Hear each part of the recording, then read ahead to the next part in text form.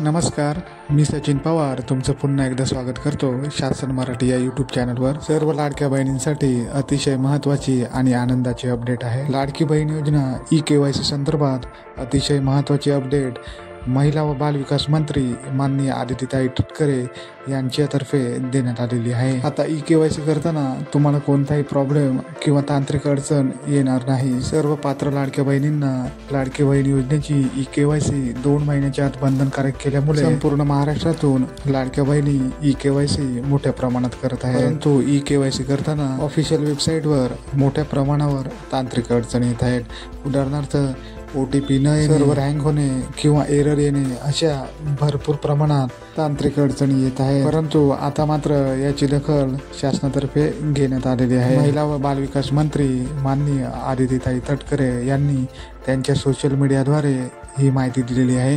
पाहणार आहोत सविस्तर माहिती या व्हिडिओच्या माध्यमातून।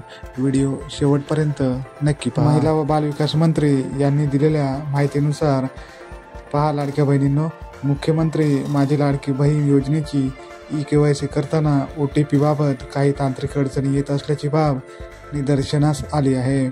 महिला व बालविकास विभागाच्या वतीने याची गांभीर्याने दखल घेण्यात आली असून तज्ज्ञांच्या माध्यमातून याबाबत उपाययोजना करण्याचे काम प्रगतीपथावर आहे।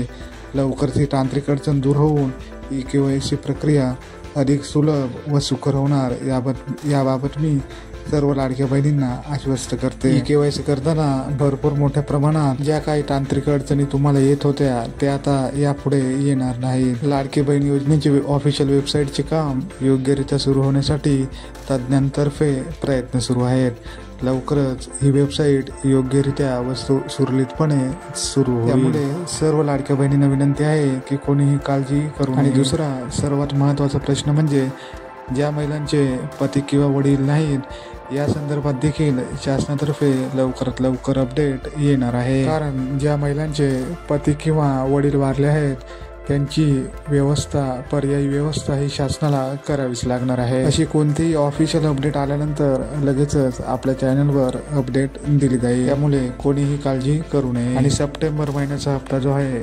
त्याबाबत GR सुद्धा लवकरात लवकर येणार आहे। सप्टेंबर महिन्याचा हप्ता देखील तुमच्या खात्यावर लवकरात लवकर जमा होणार आहे।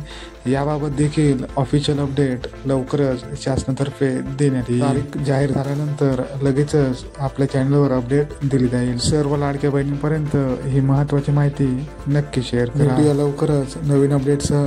तोपर्यंत धन्यवाद। जय हिंद, जय महाराष्ट्र।